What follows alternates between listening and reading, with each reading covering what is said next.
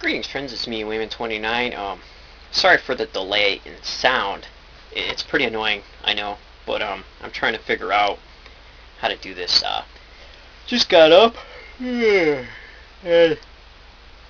thanks to Budman in Christ, Christopher L, and all the people on the Covenant videos who had the discussion, and still going on. That's what I love. That's what I love about YouTube. So, what did we hash out? I think that we can fairly say that our interpretations of literature are based on our theologies. I'm not Jewish, I'm not Christian, but I really love the literature. So, based on that theology, our theologies, we interpret literature differently. Are we allowed to do that? Yes. That's what it's supposed to be used for. So, I'm not trying to convince anybody to think my way. Why would I want to, convert somebody to agnosticism? Doesn't make sense. There's no structure there and whatnot. I just like to think about things. And if you Christians, I know Christopher L does a lot of good stuff in the community. He has that youth group. That's awesome. I would rather those kids be in youth group learning about biblical literature, history, theology, rather than someplace doing drugs and all the stuff that they could be doing if they weren't in some kind of learning positive environment. And a lot of other people who commented, great Christians. I'm not here to change your mind, but what I'm just asking questions. If I see a contradiction that I think is in theology, and I find examples of contradictions in the literature, you bet I'm going to ask a question about it, and you all are going to have to come up with some good answer, because people are getting smarter nowadays, and when you try to convert people, they may ask you questions, and you never do get out on the street like you do get out here in YouTube. So, Budman in Christ, thanks for your reply. I can't agree with, obviously, I'm going to say that I can't agree, because I'm of the hypothesis that there is no, I don't see, I'm going to take the stance that I don't see New Covenant theology in Old Testament literature. Now, the text you mentioned of Jeremiah, before that, you can watch Response to Women 29, The Two Covenants, Part 2 and Part 1 by Budman in Christ. Right before that, it talks about sour grapes, and because our parents ate sour grapes, children's teeth are set on edge. And then it gets into, I will make a new covenant and whatnot. So, in that translation, that's referring to Ezekiel 18. Ezekiel 18. That's where that happens. Also, the text in Isaiah, Daniel, the text in Deuteronomy, I believe, could be referring to Samuel. And if some people are of the idea that Deuteronomy came later, which may have been the law code that was found and given to King Josiah, and he made huge transformations in the theology of Israel, had a huge impact on how they changed their religious views in reforming the whole religious system when this scroll was found in the temple.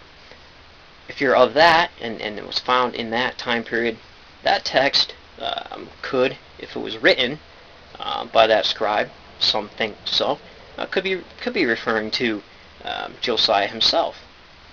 Also, the suffering servant, could be Jacob, or Hezekiah in some of these texts. And Daniel, the references in Daniel, was written later in the Greco-Roman period. So when did this happen before? All this stuff. The same thing happened before. Dead Sea Scrolls. It's a perfect example. Dead Sea Scrolls used Pesher to interpret literature into their modern day views. So you can look at a text like the Pesher of Habakkuk. That's beautiful. Here they're using a text of the prophets, and they give a meaning and they give interpretation to modern day events. That's what New Testament was doing. I would expect Peter to apply and to connect Christ with Isaiah, Jeremiah, all those people. I would expect it. I would expect Matthew to do the same. I would expect Mark to do the same, because they're deliberately trying to make that connection. Even on the Mount Transfiguration, who's standing there with them? They're saying Jesus, just like these people. So I would expect it. I would expect Hebrews to try to convince Jews. The book of Hebrews, which was a Christian document with Pauline and Johnnian theology, to write to the Jews, to write to the Hebrews, to tell them that they were wrong. I would expect that. So that's why I see there's a direct difference between Old Testament literature and New Testament literature. New Testament literature used Pesher to interpret who they thought Jesus was. When did this happen before? It happened in Qumran, as I said before. You can even look at the community scroll, which documents the Damascus document, all that beautiful stuff, outlining the same exact thing on what we're talking about here.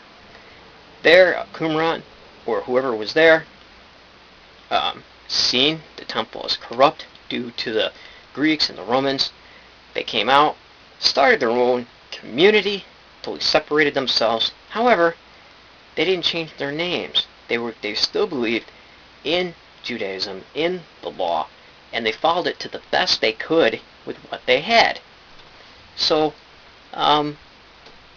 the text that you read from Jeremiah concerning sour grapes, and the text dealing with Ezekiel 18, Paul, in his writings, still says sin is passed on.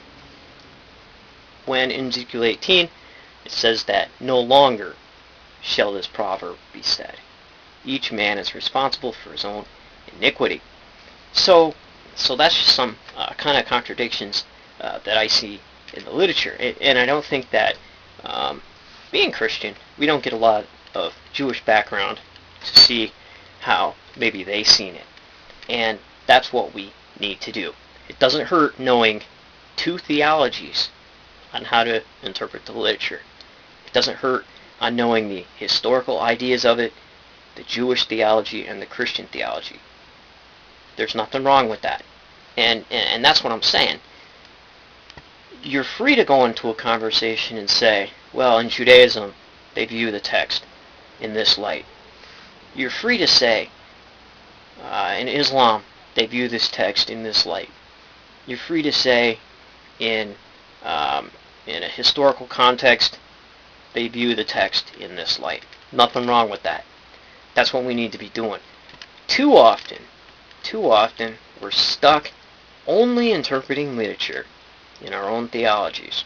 We're unable to look over the fence. That's what I'm trying to do here. I'm not trying to create deception or controversy. Of course, it will be viewed in that way, and I expect it to be. People will always be people. I don't trust apologists at all, and sometimes I don't even trust myself because I could be wrong. And I think that more people need to view it that way also. But thanks for all your replies. I'm going camping for a few days, taking a little break, so maybe I'll get you some videos from that. And I appreciate everybody out there who contributed. This was a great discussion. So take care, friends, and remember, if everyone's thinking alike, then somebody isn't thinking